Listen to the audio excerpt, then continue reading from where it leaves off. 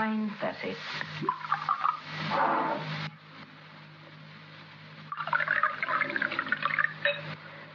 Do you like ice, Mr. Todd? Ice? Thank you, Miss Watts. That's a bit... Mrs. Watts, Mr. Todd. Oh, I'm sorry. That's all right. There.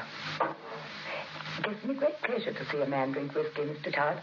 My late husband was partial to it. Oh, lovely. Thank you, Mrs. Watts. Do I look like a sinister? No, not at all, no. Well, you seem determined to make me one. I'm a widow. I have been one for 22 years. Cheers. It's lovely whiskey. Atlas whiskey, one of the first ever produced in Scotland. Not available in the general run of off licenses. Well, I'm honored. So, this is nice. So long since I've been able to offer my whiskey. I've had that bottle for nearly a quarter of a century. Poor Alfred was the last to drink from it. He died the next day. Oh. Shall we discuss the matter in hand? Rather.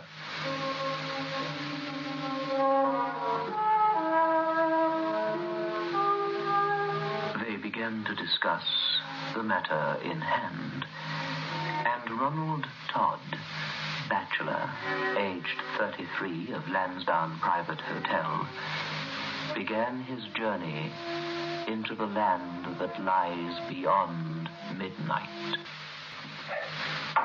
Yes, it has a sort of, a strange, warm sort of glow. I've tasted many whiskeys. You're a man of taste. I hope so, Mrs. Watts. I hope so. Are you willing to spend the night in the other room, Mr. Todd? Mrs. Watts, can I just get one or two things straight? It's haunted? Well, so they say. Who say? So who says? People. And nobody's ever stayed there before for a night? Oh, yes. Oh. Then... They stayed there. 3 stayed there. Do you remember the 6th Duke of Wallingford? Or was that before your time, Mr. Todd? You're only a young man. The Duke of... Oh, yes. Yes, of course. There was a scandal, wasn't there? That the family bribed some famous psychiatrist or something to signify that the Duke was perfectly sane. I remember. And the Duke, was as mad as a hatter all the time. Quite as mad as a hatter. But he was as sane a man as one could ever wish to meet, once upon a time. That was before he spent a night in the Yellow Room. You mean the Duke? The haunter and the haunted, every man's history of ghosts and ghosting, never beyond midnight. He wrote those books, Mr. Todd. The 6th Duke of Wallingford's passion was ghostly occurrences. He ate, drank, slept, and dreamt of the spirit world and life on other than earthly planes. He was a ghost hunter. And he came here, to you? He came, poor soul, to me, and stayed here in this house in the north wing in the Yellow Room. One night. 6.5 hours. And by morning light, he was mad. There were 1 or 2 others through the years. A certain Captain Bletchford of the 4th Hussars. He was found in the spinney, 90 feet below. He had leapt through the window. Help yourself to whiskey, Mr. Todd. There were others who stayed in the room but saw nothing, because, as I believe, they were not alone. It only happens, you see, to a person who is entirely alone. What is it that happened? Oh, my dear Mr. Todd, if I knew the answer to that question, I should not be offering £1,000 to any man who can provide me with an answer. I see. No one who has experienced the terror of the room has been exactly as they entered the night before, when they've been discovered in the morning. Mrs. Watts, I do not believe in spirits, disembodied souls, life after death. I don't believe in hauntings, the powers of darkness, or the presence of evil. Except a certain something we call evil that inhabits the minds of certain men. I'm unimpressed by the trappings of modern psychological research. I have no superstition in me, and I'm also an atheist. I wasn't always. I was brought up a Christian. 20 years, more or less, of adult life have stolen my faith away. Today, I'm a completely uncommitted man, I'm afraid. You're afraid? A figure of speech. I'm not afraid. I will spend a night in the Yellow Room. For £1,000, I'd spend a night anywhere. I see. One thing, though, If nothing happens, I'll have nothing to tell you, will I? In that case, you will receive £100 just for your trouble. Not an unreasonable fee for 8 hours' sleep, Mr. Todd. No, but... But I warn you, if nothing happens, don't invent. I shall know. And you will receive not a penny if you try to cheat me. I'm an honourable man, I think. Good. Well, having said... I wonder if you'd mind just telling me why you're so curious, Mrs. Watts. Why do you want to find... I'm an old woman. I've lived a long and very wonderful life. Chelmsford has been in my family for over 300 years. Soon I shall die. I wish to die without one regret. If I should be taken tomorrow, I would go to my grave a disappointed woman. I would not know what malevolence was present in the Yellow Room in Chelmsford's North Wing. It's going to be a storm. Why haven't you gone to the room? Spent a night there yourself, then? I did not ask you to come here so that you could question me. You've come to earn, if you can, £1,000. For that, you have a job to do. After that job, I shall question you. That is all. Would Sunday suit you? Yes, Sunday will suit me handsomely, thank you. Oh, one thing I forgot to mention. I shall lock the door to the Yellow Room once you're inside and settled. It won't be opened again until 8 o'clock on Monday morning. That is a condition. It won't be opened no matter what might happen. All right. You're the one paying the money.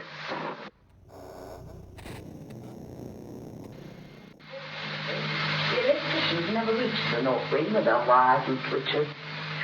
Oh, how often do I curse electricity. The days of candle and lamplight were so gracious. For a night at least, you in essence returned to those far-off days, Mr. Todd. Well, it's not the fault of electricity that they've gone, you know. There have been more changes than the mere invention of electricity. Father Doyle, don't skulk in the doorway and don't look so disapproving. I'm not skulking. I'm still hoping to persuade Mr. Todd to change his mind. It's an unholy experiment you're indulging yourself in. Don't begin all that again, Father. He's free. He's over 21, isn't he? What on earth is there to harm him in here? Nothing on earth. Mr. Todd, I've come tonight as an old friend of this lady and a friend of her husband. She asked me to be present. I don't know why, unless she wanted the church's sanction for what she plans to do. I don't plan to do anything. Stop being an old maid, Father. What neither of you seem to appreciate is the existence of evil. Oh, Papa, I've seen evil. I know how it works. Oh, yes, even in the 20th century. The devil's abroad at all times. Now, don't smile, Mr. Todd. I ask both of you, because I know the history of this place, to put a seal upon the door, to lock and bar this room. Father, you seem to forget. Mrs. Watts and I have an agreement, a wager, if you like, for this one night. I don't know quite why you're here. I don't object to you, but I'd rather you didn't persuade Mrs. Watts to put seals on the door just yet. Tomorrow, all right, but there's a small question of $1,000 in cash first. And then you can do what the blazes you like.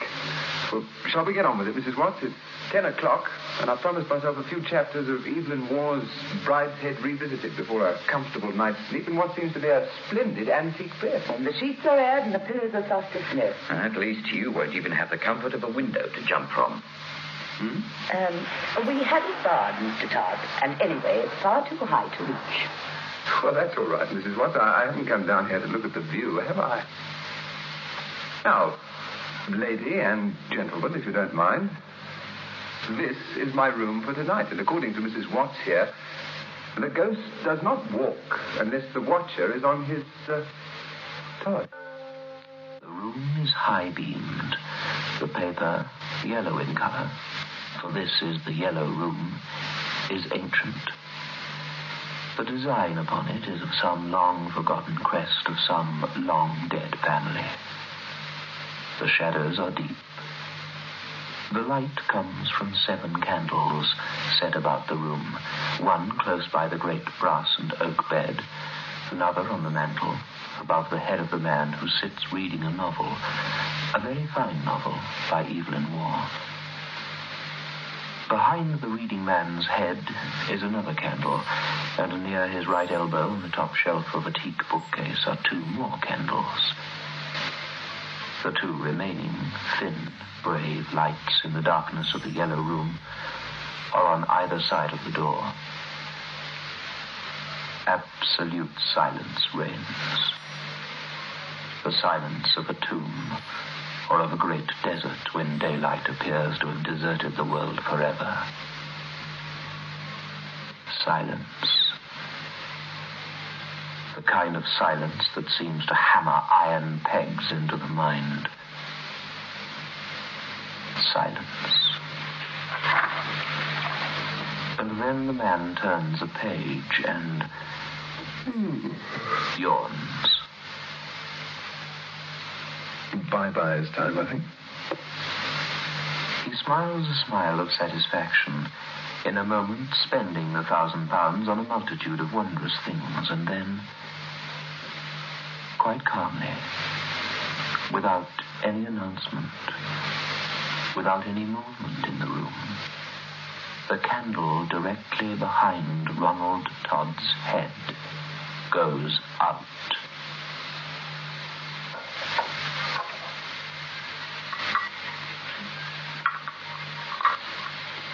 Father? Thank you. Are you quite sure you aren't hungry? Thank you. Anyway, I'd never sleep after just one mouthful of cheese. Well, for heaven's sake, Father Doyle, there's a kitchen full of food out there. I don't wish for one single bite to eat. All right? Fine, then.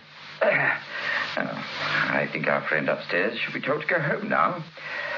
After what he knows of the place, and believe it or not, he's no coward, and, he's been up there 2 hours already. He's not completed his bargain yet, Father. If he's going to be afraid, he'll have been afraid by this hour. Father, I am not paying Mr. Todd for being afraid or not being afraid. I'm paying him to sleep in the yellow room and find out what it is that's caused the death of 4 people and turned 3 more insane during the last... 4 deaths of... Oh, you knew perfectly well. I knew nothing of the kind. The fellow who threw himself out of the window... What does it matter, Father Doyle, how many people have died in this house? They're all free citizens over 21 years of age. Father Doyle, where are you going? I think I'll go and see how Mr. Todd's faring. You'll do nothing of the kind. Come away from that door, Father. I don't know what it is you're doing, but I warn you. If something bad happens tonight, and there's any kind of inquiry, I shall be bound to say what I know, and to tell the authorities that, knowing full well there's danger in the north wing of this house, you allowed a stranger to spend the night there. I am allowed to do whatever I choose in my own house. Only if it doesn't harm another person. In this house, I have all the freedom I wish, and I... You're not exercising freedom, it's license. Bribing that man with money. Oh, for pity's sake, there's nothing there to harm him. It was all in the imagination with every one of those people who stayed in the yellow room. All imagination. Then if it's all imagination, what can Mr. Todd tell you then? What he imagines. I wonder what he's doing now. Do atheists sleep well? I suppose they must. No consciences. At least no religious consciences. I suppose Mr. Todd's fast... Yeah.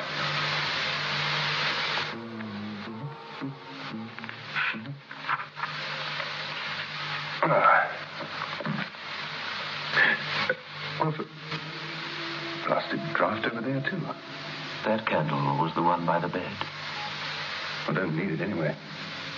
Doesn't feel drafty, I must admit. Then the candle on the right of the door went out. And Ronald Todd's expression of slight surprise, tinged with amusement, suddenly vanished, to be replaced with a frown of discomfort, because... Queer. Very. As he reached the door to light the candle again, the little light on the left side of the doorway went out. Now there were only 4 candles burning out of the original 7. Mm-hmm. Huh? The yellow room in the glow of only 4 candles is a different kettle of fish altogether. Never a pleasant room, even in daylight. At night it is malevolent. Todd crosses now to relight the candle by the great bed. He does so, just as one of those he has made glow again by the door goes out. For pity's sake. Drafts all over the very shop. What's wrong with this room? Just as he's coming to light the right-hand door candle again, the 2 candles on the teak bookshelf go out simultaneously. Well, the best thing I can do is forget the whole business and go to bed. last. The candle upon the mantel goes out, followed by the one on the bed, followed by the one on the right-hand side of the door, followed by the one... He's puzzled, yes, but not at all frightened. Intrigued, if anything. For a moment, all 7 candles glow again.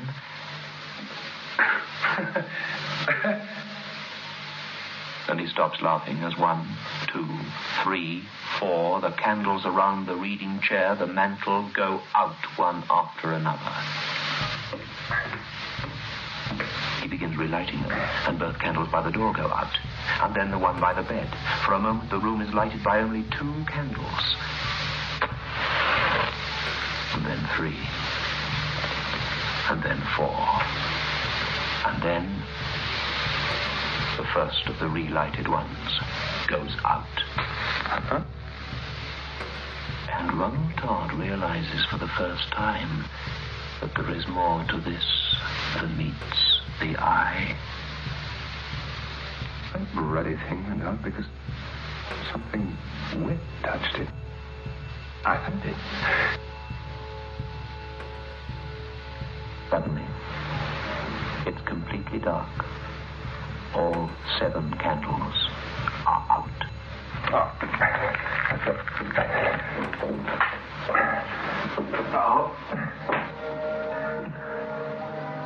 Certainly Ronald Todd doesn't like the dark. It can't be called fear, for he's not afraid of anything. But where are the matches? Where are the blasted matches? Hold up.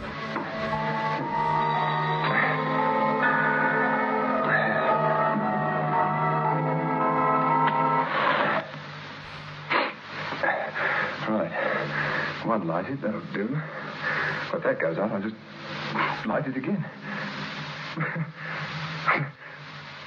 Drafty old room. And he gathers the remaining matches together. There are only 11 left. Beautiful, really. Candle alone in the room, it's like...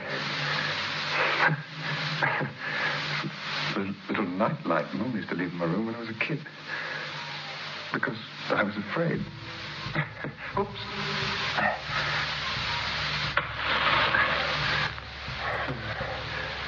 Jesus bids her shine with the pure, clear light, like a burning. I wonder what Mom would have made of all this.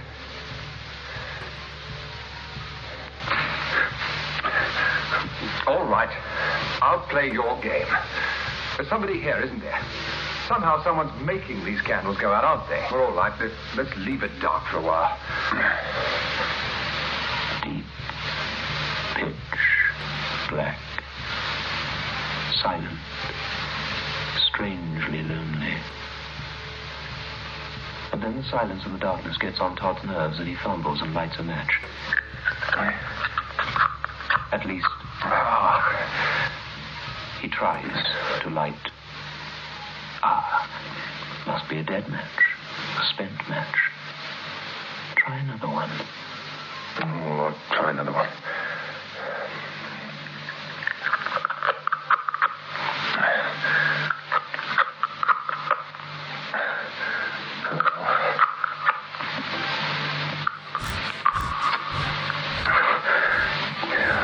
No, better sleep then. I must have picked up all the old ones. And I fiddled around on the floor for...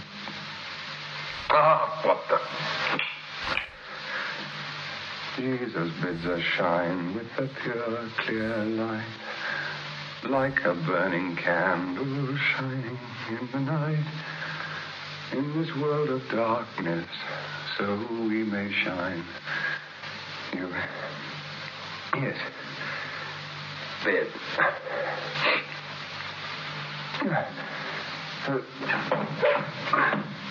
The blasted bed. Oh, no. Wait a minute. I've lost my right way. Wait a minute. You'd be like this, I suppose, in the desert at night, or anywhere come to that in complete blackness.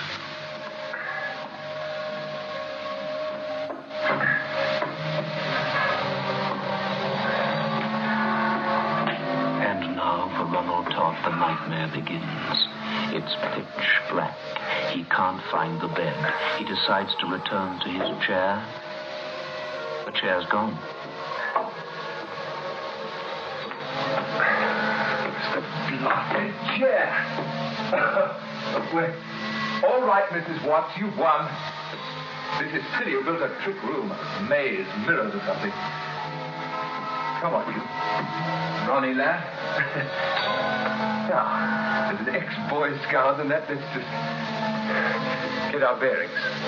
And in the blackness, like a blind man, he walks. Ah. Yes. It is all right now. Someone has taken his hand. Who's that? Who's this? Who are you? What?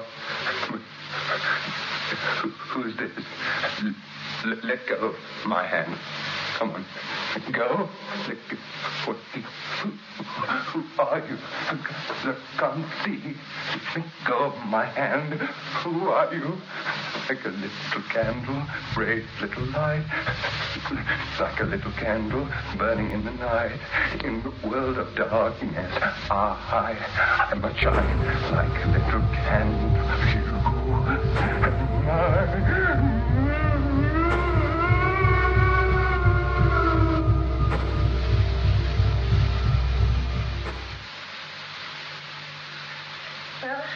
I say you're a nosy old devil. Saving your reverence, of course. You always were a nosy old devil. You just cloak your nosiness in a vacation to save souls. Oh, I wondered who it was at the door 7:30 in the morning. Oh, those stairs. Aye. Shall you open the door now, Mrs. Watts? All right, Father Gerald. Morning, Mr. Todd. Sleep well? Like some tea? Let me have those, woman. Well, I mean, he must be standing there in his old together. You in your small corner, and I in mine. All right, Mom. Name of the Father, and of the Son, and of the Holy Ghost. Amen. Hail Mary, full of grace, the Lord is with thee. Blessed art thou among women. Blessed is the fruit. I was saying it right. Stop it. Leave me alone. Let go of me. Stop it. I hate saying my prayers. I hate saying it. I hate it. I hate it. Stop it. Stop it. Dear Father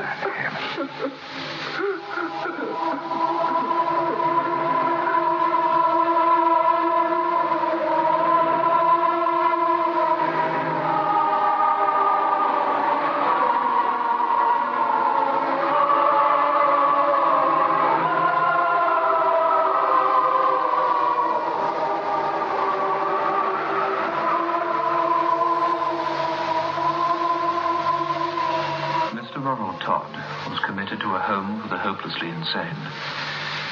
Father Gerald Doyle visits him twice a week. The priest carries with him a feeling of guilt he can never be rid of. Mrs. Watts died last year without ever discovering the secret of the Yellow Room. What really took place that night, I have only been able to suggest. What remains is that Ronald Todd is mad and is likely to remain so. He's forever beyond midnight.